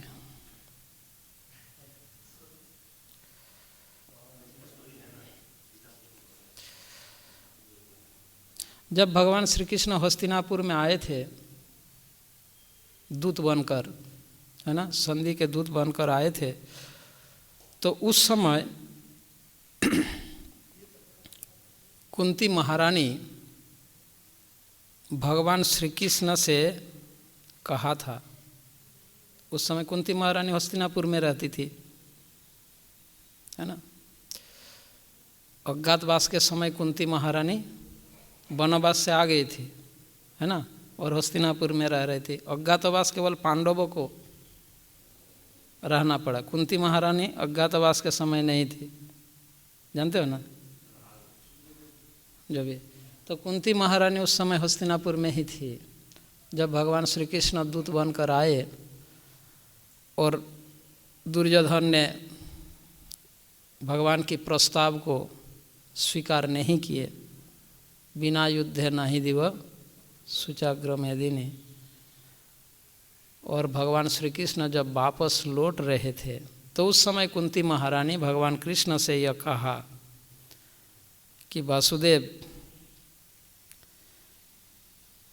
भीम के लिए मेरा एक संदेश है, जाके उसे कहो। अर्जुन के लिए भी मेरा संदेश है, उसे कहो। युधिष्ठिर के लिए भी मेरा संदेश है। उन्होंने सभी के लिए संदेश भेजा था।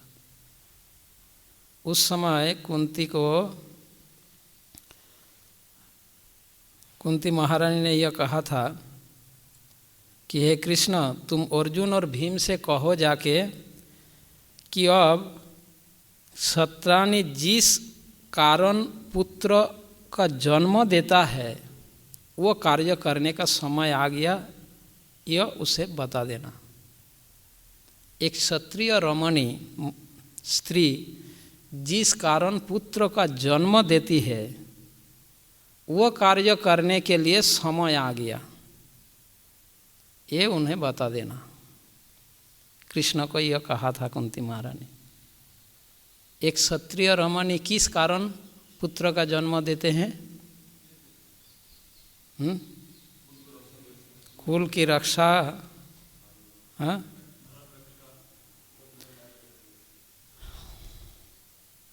अधर्म अन्याय को विनाश करने के लिए। एक क्षत्रिय रमणी क्षत्रिय पुत्र का जन्म देते हैं प्रजा पालन के लिए, कल्याण के लिए, समाज के कल्याण के लिए, समाज से अधर्म अन्याय को दूर करने के लिए। यही संदेश भेजे थे भगवान श्री कृष्ण से। बड़ा कहानी है, स्टोरी है। तो वही संदेश याद दिला रहे हैं कौन्तेय कहकर कि तुम्हें याद है जब मैं हस्तिनापुर से वापस आया था और तुम्हारी माँ ने तुम्हारे लिए क्या संदेश भेजा था, और तुम अब नपुंसक की भांति हैं धनुष बाण त्याग करके युद्ध नहीं करूँगा कहकर बैठ गए। यह है उनका भत्सना।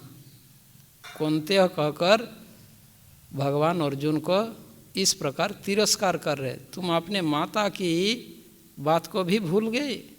कुंती ने क्या कहा था, यह याद दिलाने के लिए भगवान अर्जुन से कौन्तेय कहकर, कुंती पुत्र, तुम कुंती के पुत्र हो। और कुंती ने क्या कहा था याद है तुम्हें?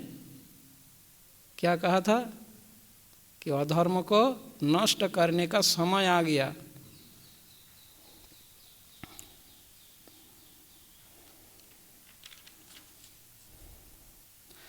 तो ऐसी स्थिति में यदि तुम नहीं करोगे, कुंती माता ने भगवान कृष्ण से यह कहा था कि अर्जुन और भीम से जाके कहो कि ऐसी स्थिति में यदि वो लोग युद्ध नहीं करना चाहे तो मैं ऐसे पुत्र का मुंह नहीं देखना चाहती। यह कुंती ने कहा था। जिनका प्राण का लोभ है, लालच है, ऐसे पुत्र का कोई क्षत्रिय रमणी मुख नहीं देखना चाहता। जब ये कुंती महारानी यह कहना चाहती थी कि यदि अर्जुन वास्तव में एक क्षत्रिय पुरुष है तो उन्हें अपनी माता और अपनी पत्नी दोनों का सुरक्षा देना चाहिए, है ना, अन्याय को नष्ट करना चाहिए। तो यह कौन्तेय कहने का तात्पर्य यह है।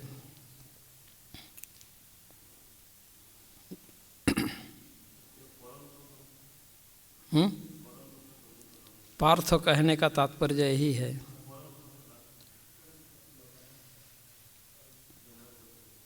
तो भगवान क्लोइबंग मास्म गम पार्थ, क्लोइबंग मतलब अनपुंसकता है ना, कायरपन। न एतत् उपपद्यते, न एतत् उपपद्यते इसका अर्थ यह न एतत् तुमको उपपद्यते शोभा नहीं देता है, ऐसा कायरपन, ऐसा नपुंसकता तुम्हें शोभा नहीं देता, यह भगवान कह रहे हैं। श्री कृष्ण अर्जुन से पराक्रम की आशा कर रहे हैं और अर्जुन नपुंसकता प्रदर्शित कर रहा है। कृष्ण अर्जुन से पराक्रम की आशा कर रहे हैं और अर्जुन नपुंसकता प्रदर्शित कर रहे हैं, कायरता प्रदर्शित कर रहे हैं।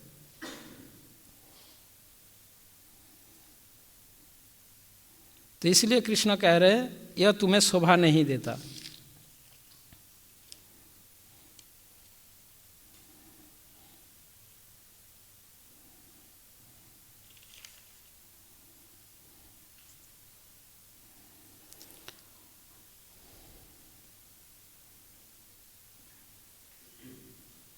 एक क्षत्रिय, जैसे कि दूत क्रीड़ा के बाद अर्जुन भीम ये सभी प्रतिज्ञा भी किया था ना, क्या करेगा? अर्जुन भी प्रतिज्ञा किया था, भीम भी प्रतिज्ञा किया था।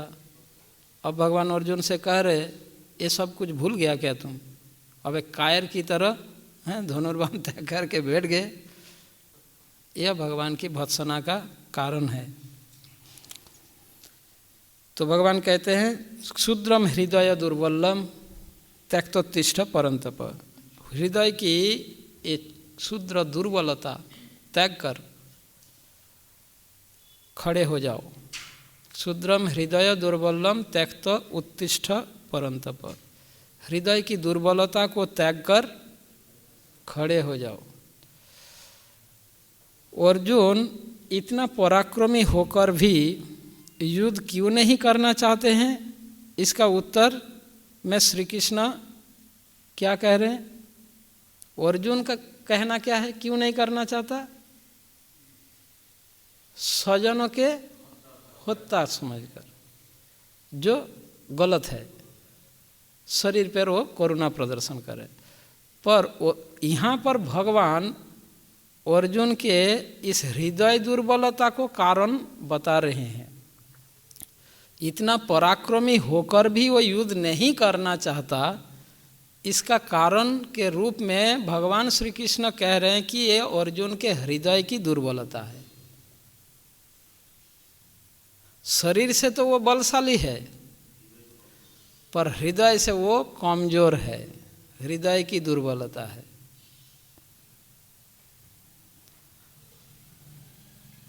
अर्जुन का विचार था कि ये युद्ध नहीं करना चाहते हैं उनके हृदय की महान उदारता के कारण। समझिए बात, अर्जुन का तर्क था कि उनके हृदय में महान उदारता है, इसलिए वो युद्ध नहीं करना चाहता। जबकि कृष्ण कह रहे तुम्हारे हृदय की महान उदारता नहीं, महान दुर्बलता है ना, ये तुम्हारे हृदय की दुर्बलता है। अर्जुन का मान्यता था मेरा ऐसा विचार मेरे बहुत बड़ा उदारता का प्रमाण हो, मैं बहुत बड़ा उदार हूँ। भगवान कह रहे हैं गलत है, ये तुम्हारे हृदय की दुर्बलता है, कमजोरी है।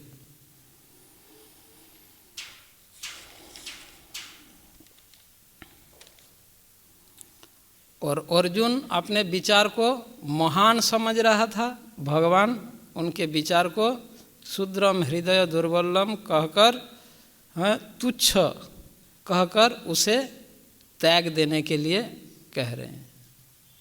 तो यह अंतर है।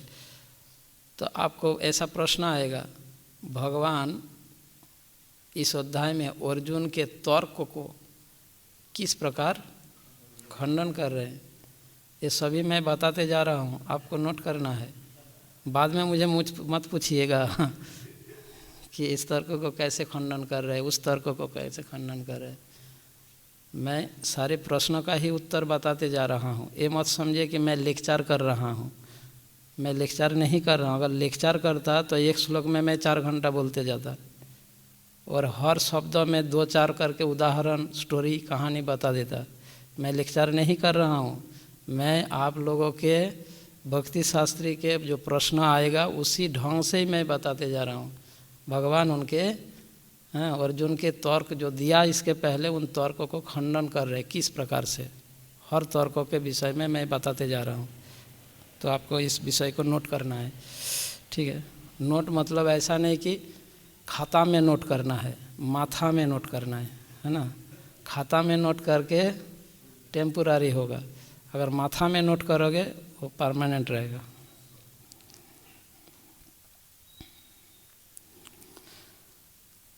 तो भगवान जी ने यहाँ पर कहा शूद्रम हृदय दुर्बलम त्यक्तोत्तिष्ठ परंतप। इससे पता चलता है कि भगवत गीता में भगवान श्री कृष्ण का उपदेश इतना हाई लेवल का है, इतने ऊंचे स्तर का है कि इसके समक्ष अर्जुन के विचार जैसे सांसारिक महान उपदेश अत्यंत तुच्छ है, ठीक है। तो अगर कोई कहे आप लोग प्रचार में जाएंगे, ये कौन सा धर्म है, बाप माँ को छोड़कर, हाँ, संसार को छोड़कर मंदिर में चला जाना, ये कौन सा बड़ा धर्म है, तो उसको क्या बताएंगे आप? यह भगवान बता रहे हैं गीता में। तो अर्जुन भी ऐसा ही कहा था भगवान को। भगवान ने कहा ये बेकार है, कूड़ा करकट है, तुच्छ है ना। तो अर्जुन के हृदय में मोहरूपी असुर, एक प्रकार के मोहरूपी रोग हो गया, और इस रोग का सिम्टम है हृदय दुर्बलता।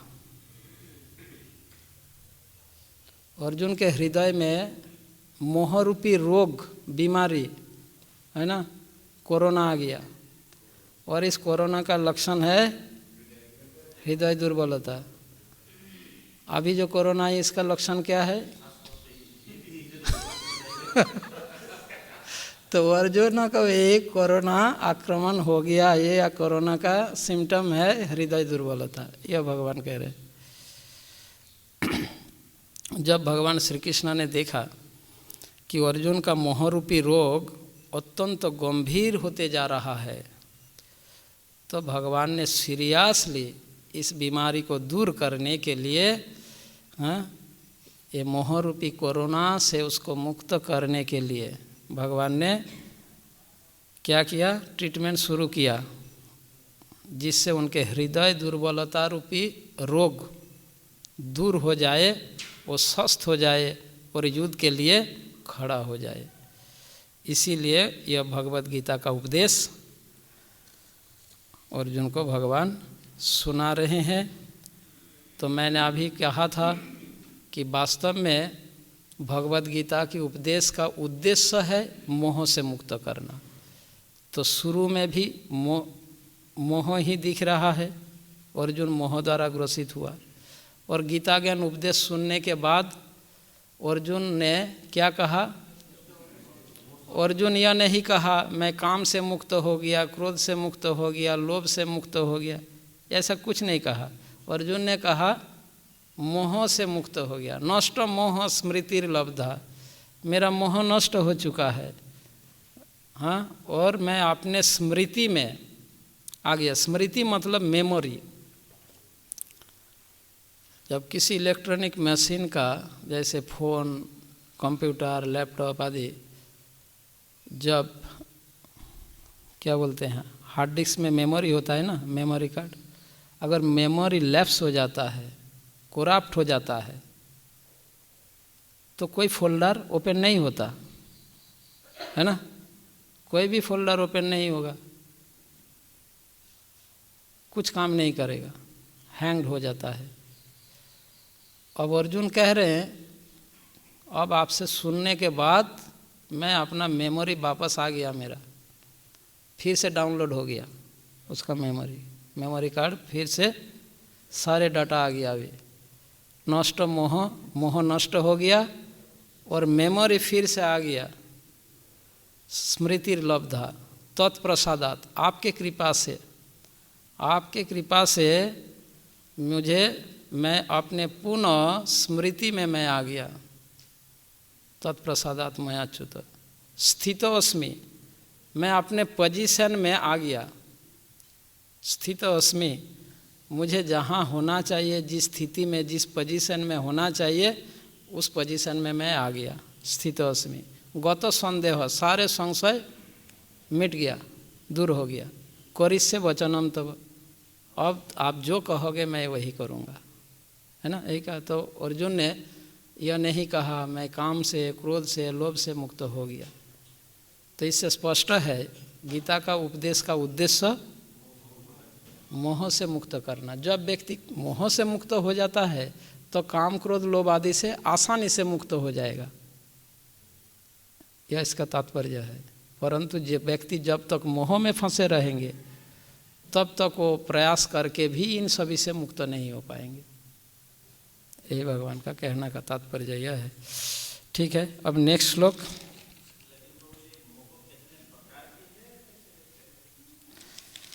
हाँ, मोह का प्रकार है।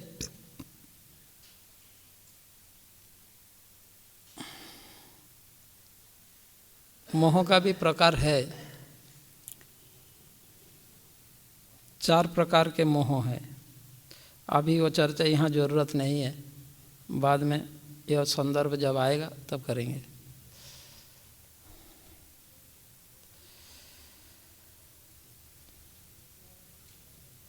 सोलह प्रकार के अनर्थ है जीवों के हृदय में,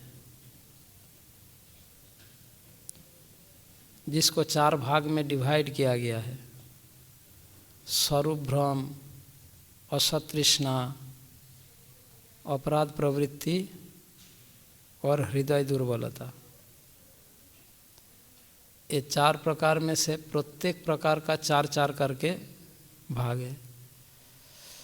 ठीक है, अब इस श्लोक में अंतिम शब्द जो परंतप, परंतप शब्द का प्रयोग कर रहे हैं भगवान। परंतप शब्द का अर्थ, परम शब्द का अर्थ है वह व्यक्ति जो अपने से अलग हो, पर। और तप शब्द का अर्थ तपाने वाला,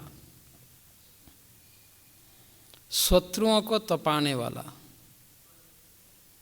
परम तप, तपाने वाला मतलब तापित करने वाला, जलाने वाला। हाँ, जिस प्रकार ग्रीष्म ऋतु में यदि कोई खुली धूप में खड़े रहे तो सूर्य अपने किरणों से इतना अधिक तपाते हैं कि व्यक्ति ज़्यादा देर तक खड़ा नहीं रह पाता। तो अर्जुन के बाण वर्षण से, अर्जुन अपने बाण के बरसात से इतना तपाते हैं शत्रुओं को, उसके सामने वो खड़ा नहीं रह पाता, भाग जाता है। उनके हाथ का स्पीड, इतना स्पीड, सब्यसाची नाम है। दूसरे योद्धा तीर बाण लेते लेते उनका कम से कम 5 बार वो छोड़ देता है, इतना स्पीड है अर्जुन का। उन योद्धा तीर लेके धनुष में जुड़ते समय, इतने समय में उसको 5 बार छोड़ दिया। अब सोचो, उनका हाथ नहीं, इतना स्पीड है, तपाते रहता है। अब जब वो जुड़ेगा, यहाँ आके 2-4 घुस गया, उसको निकालेगा या धनुष बाण उठाएगा, इसलिए भाग जाता है सैनिक, और के सामने कोई खड़े नहीं हो सकते।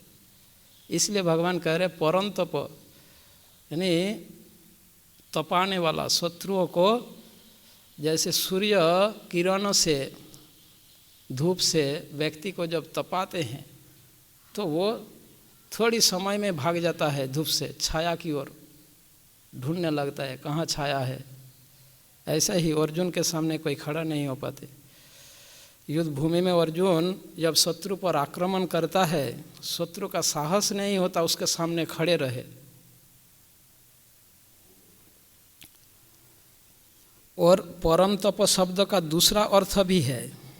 परम का मतलब उत्कृष्ट और तप शब्द का अर्थ तपस्या, उत्कृष्ट तपस्या करने वाला। ऐसा व्यक्ति जिसका तपस्या अत्यंत उत्कृष्ट है, श्रेष्ठ है।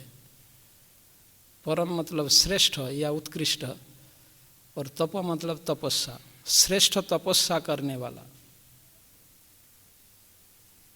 अर्जुन तपस्या किए हैं, तपस्या करके शिव जी को प्रसन्न किए, शिव जी से वरदान मिले, पाशुपत अस्त्र मिले, है ना।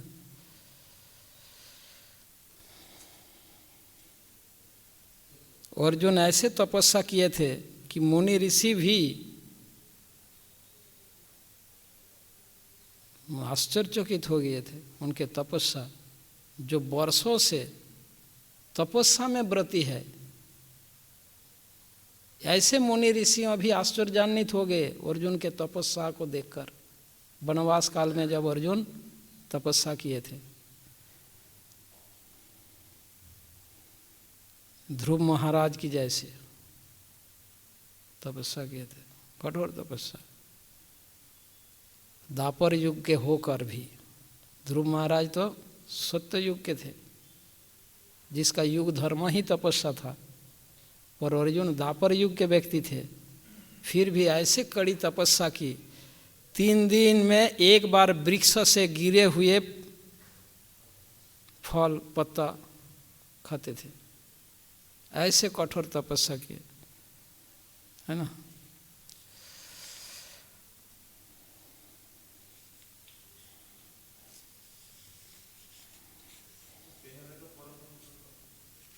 परम तप शब्द का 2 अर्थ बताया। पहला अर्थ बताया शत्रु को तपाने वाला, और दूसरा अर्थ उत्कृष्ट तपस्या करने वाला। तो भगवान यह कह रहे हैं कि अर्जुन, तुम उत्कृष्ट तपस्या करके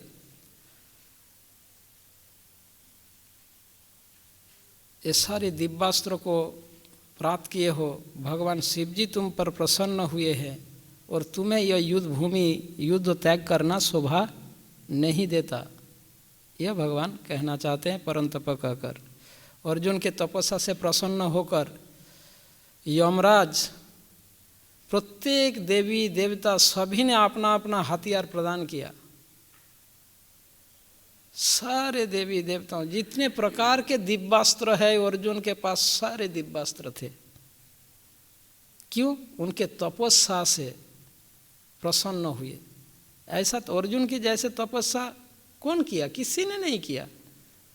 अन्य मुनि ऋषि किसी एक को प्रसन्न करके उनसे उनका शक्ति प्राप्त किया। अर्जुन ने ऐसी तपस्या की जिससे सभी प्रसन्न होकर सब अपना अपना सब कुछ दिए उसको। अब सोचिए, ऐसा तपस्या और किसने किया? किसी ने नहीं किया।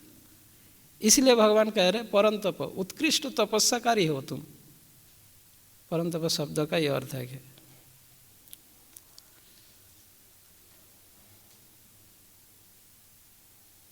वास्तव में अर्जुन कौन थे?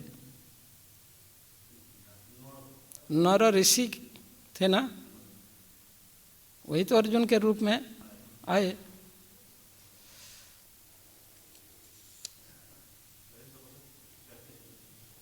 भगवान 18 अध्याय में बताया गीता के, यह गीता उपदेश उन लोगों को नहीं बताना चाहिए। किसको? इदम ते ना तपस्काय, इदम ते ना तपस्काय, अर्थात इस गीता का उपदेश उन्हें नहीं बताना चाहिए जो तपस्वी नहीं है। भगवान ने कहा 18वें अध्याय में। ठीक है, हाँ? क्योंकि यह भगवान का विचार, पर भगवान के शुद्ध भक्त भगवान से अधिक दयालु होने के कारण, अधिक कृपालु है भक्त भगवान से, इस कारण वे सभी को पहुंचाना चाहते हैं, और भगवान अपने शुद्ध भक्त के इच्छा को कभी नहीं कभी नहीं करते।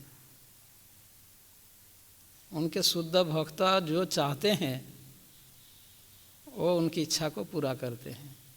और शुद्ध भक्त ऐसा क्यों इच्छा करते हैं? वो उनका हृदय भगवान से भी अधिक दयालु है, क्योंकि भगवान की जो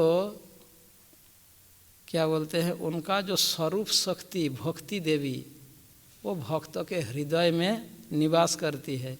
इसीलिए तो भगवान उनके द्वारा कंट्रोल होती है। उनका अपनी निजी स्वरूप शक्ति भक्ति देवी भक्तों के हृदय में निवास करती है, और जिस कारण भक्तों के द्वारा वो नियंत्रित होने लगती है। इसलिए और भगवान भी,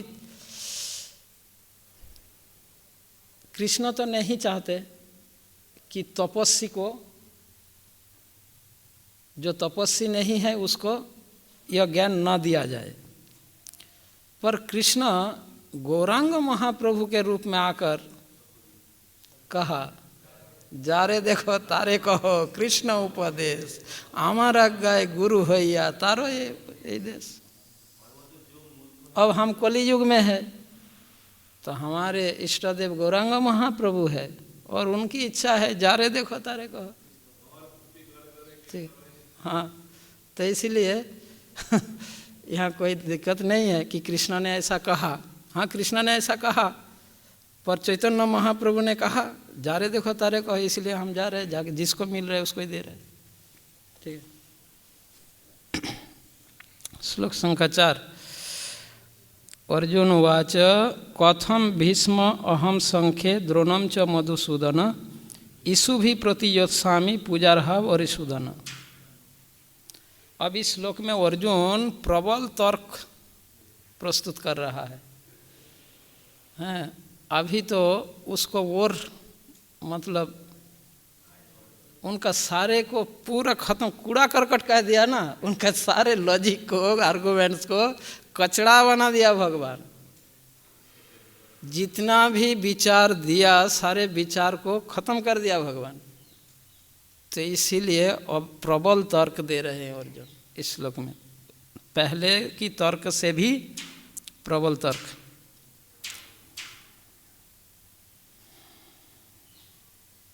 पिछले सारे तर्कों को श्री कृष्ण ने कूड़ा करकट कहकर फेंकने के लिए कह दिया ना, दिमाग से निकालने के लिए कह दिया। अब अर्जुन कह रहे कथम भीष्म अहम संख्ये द्रोणम च मधुसूदन ईशुभि प्रतियोत्सामि पूजार्हा वरिसूदन। भीष्म और द्रोण ये तो मेरे पूजा के योग्य है, मेरे पूजनीय गुरु है, इनकी पूजा करना है। सामान्य शिष्टाचार से भी गुरुजनों के साथ वाक युद्ध भी नहीं करना चाहिए, मुंह से भी नहीं लड़ना चाहिए, और आप तो इनको महत्ता करने के लिए कह रहे है ना। क्या आप अपने गुरु को मार सकते हो क्या? मतलब उनका भाव यह है, आप मेरे गुरु को हत्या करने के लिए कह रहे हो। जो सामान्य शिष्टाचार में गुरुजनों को साथ तर्क युद्ध करना भी उचित नहीं है।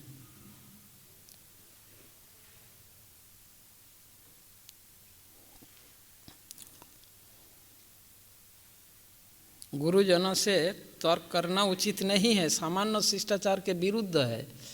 हम देखते हैं जीव गोस्वामी के जीवन चरित में उन्होंने वल्लभ भट्ट को तर्क किया तो रूप गोस्वामी ने त्याग दिया, है ना।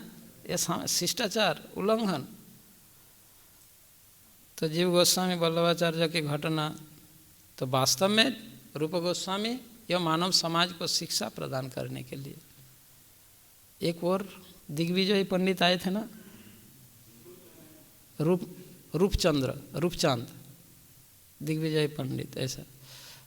तो वो उनको भी तर्क में हराया। तो उसमें रूप गोस्वामी जी अंतर से तो खुश थे, पर बाहर से उन्हें तिरस्कार किए थे। भगवान श्री कृष्ण के चरित्र का एक घटना देखो, आपको याद होगा जब द्वारका में रुक्मिणी माता और कृष्ण मिल और दुर्वासा ऋषि को रथ खींचकर ले गए थे ना नांगे पैर में। कुछ दिन दुर्वासा ऋषि द्वारका में ठहरे थे उस समय। तो यह घटना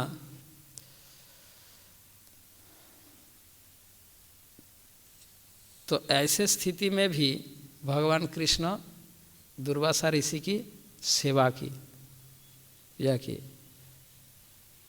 और वही कृष्ण द्रोण और भीष्म जैसे अर्जुन के लिए ऐसे गुरुओं को मारने के लिए कह रहे हैं। ये अर्जुन के दिमाग में सेट नहीं हो रहा है। द्रोण और भीष्म को भी कोई उनको परेशान किया क्या?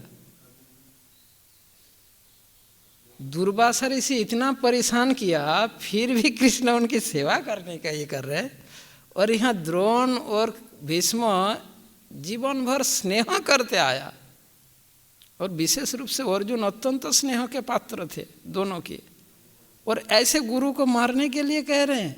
ये उसके दिमाग में बैठ नहीं रहा है। ये अर्जुन का मन का स्थिति यह है, ये कैसे संभव है? तो इसलिए कह रहे कथम, बताओ ये भीष्म और द्रोण को कैसे हत्या किया जा सकता है? क्या ये हत्या के योग्य है? भगवान उनका इस तर्क को भी खंडन करेंगे।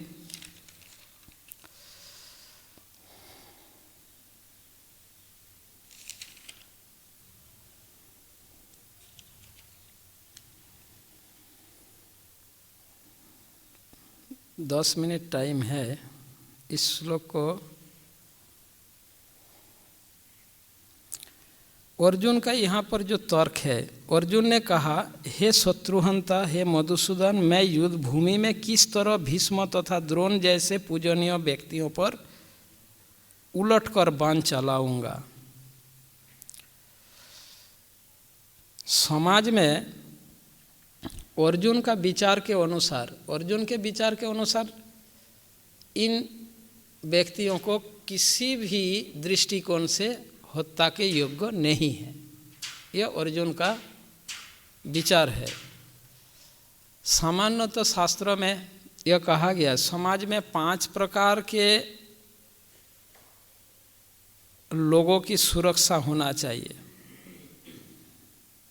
एक, स्त्री, बालक, वृद्ध, ब्राह्मण और गाय। इन 5 वर्गों का सुरक्षा होना चाहिए, तभी समाज सुख तथा समृद्धि प्राप्त कर सकता है। स्त्रियों का सुरक्षा होना चाहिए, पर कभी कभी विशेष परिस्थिति में स्त्रियों को वध किया जा सकता है। भगवान ने ताड़का को वध किया, जो एक स्त्री थी रामायण में। पहले तो कुंठित हो रहे थे ताड़का को वध करने में, पर उन्होंने किया। तो ये जो 5 वर्ग है, स्त्री, बालक, वृद्ध, ब्राह्मण और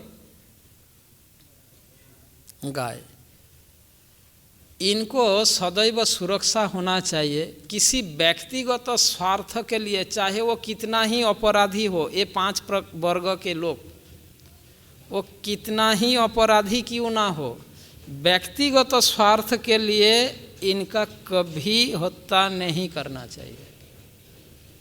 यह शास्त्र के समझने की बात है। परंतु मानव कल्याण के लिए, संसार के कल्याण के लिए, यदि ऐसे ये 5 वर्गों में से कोई किसी को हत्या करना आवश्यक हो तो कर सकते हैं, पर अपने व्यक्तिगत कारण से इन 5 वर्गों को व्यक्तिगत कारण से, व्यक्तिगत लाभ के लिए, व्यक्तिगत स्वार्थ के लिए इनको हत्या नहीं करना चाहिए। भगवान श्री राम ताड़का को वध व्यक्तिगत कारण से नहीं किए, समाज के कल्याण के लिए किए। ऐसे बालक का भी हत्या का घटना शास्त्र में है, हत्या किया गया है, पर हर स्थिति में प्रत्येक का उदाहरण है शास्त्र में।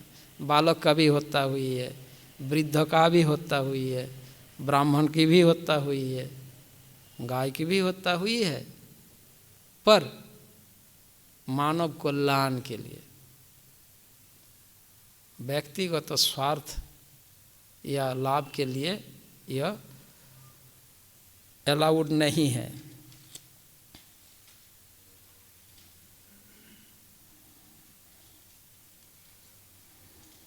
कोई स्त्री हत्या का उदाहरण दे सकते हैं? पुतना और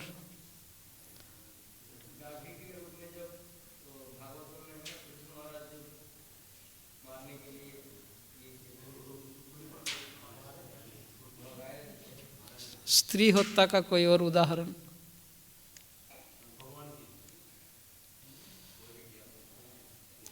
विरोचन का पुत्री का नाम था मंथरा। वो संपूर्ण पृथ्वी को नाश करना चाहती थी, तो देवराज इंद्र ने उसका वध किया था, है ना। मंथरा नाम था वो मंथरा और वो मंथरा अलग है। विरोचन की पुत्री। भृगु मुनि की पत्नी ख्याति, भृगु मुनि की पत्नी का नाम था ख्याति। ख्याति इंद्र के शत्रुओं को सुरक्षा दे रही थी। इस कारण भगवान विष्णु अपने चक्र से भृगु मुनि के पत्नी को वध किए थे। हाँ, ऐसा बहुत उदाहरण है। वृद्ध का उदाहरण का कुछ? वृद्ध को हत्या हुई।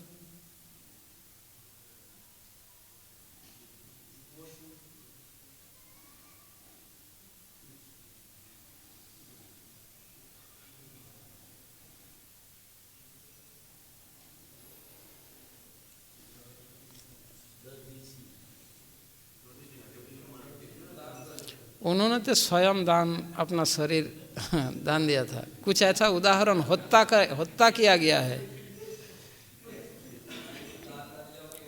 जैसे कि उदाहरण के लिए प्रागज्योतिषपुर के राजा भगदत्त अत्यंत वृद्ध था, अर्जुन ने उसको मार डाला। भगदत्त, भगदत्त प्रागज्योतिषपुर के राजा।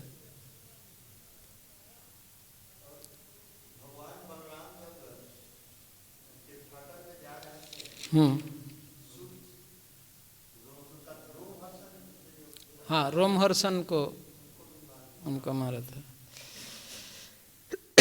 ब्राह्मणों की हत्या हुई, ऐसा कुछ?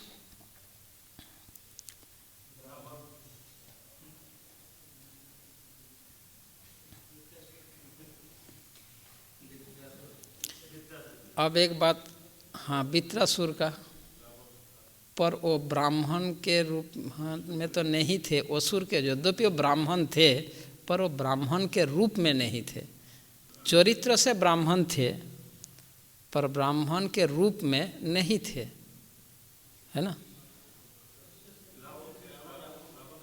रावण भी तो वही बात, तो वही हुआ। बात यह है, शास्त्र में यह भी का 5 वर्गों में से ब्राह्मण को हत्या करने का कोई ये है नहीं। ब्राह्मण को हत्या करने का किसी भी प्रकार से अलाउड है नहीं। हाँ, उनको दंड दिया जा सकता है, हाँ, पर हत्या नहीं किया जा सकता। उसका वध करने का निर्देश वैदिक शास्त्र में है ही नहीं। ब्राह्मणों को वध करने का निर्देश नहीं है। वो ब्राह्मण के गुण से पतित हो गए थे, किया था, पर वो ब्राह्मण के गुण से पतित हो गए थे। चीटिंग किया, ब्राह्मण का चीटिंग करना उचित नहीं है, फिर भी किए थे देवराज इंद्र, यह उदाहरण है। पर शास्त्रों में ऐसा अलाउड नहीं है ब्राह्मण को हत्या करने की, एक्चुअली दंड देने का निर्देश है। पर इंद्र ने उनको विश्वरूप को, है ना, विश्वरूप को मार डाले थे।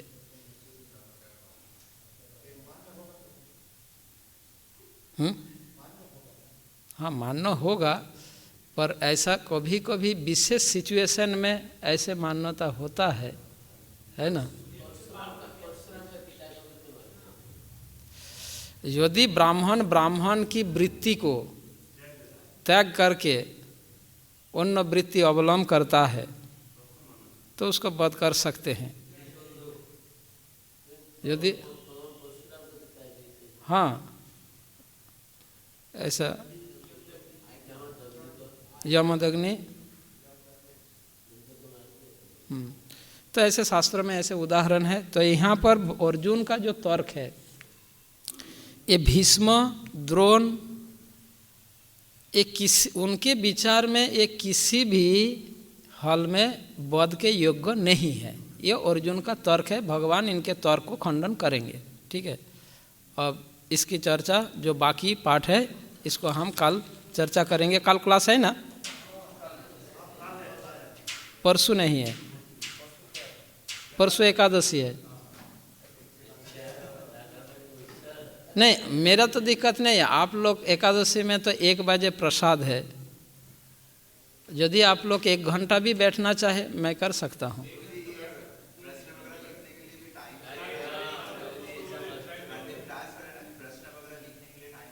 हाँ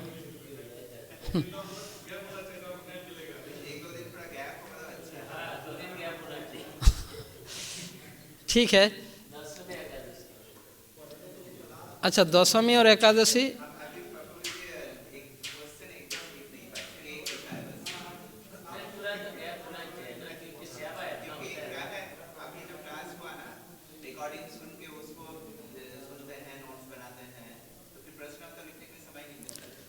मेरा एक ये है, क्या बोलते हैं, सजेशन है।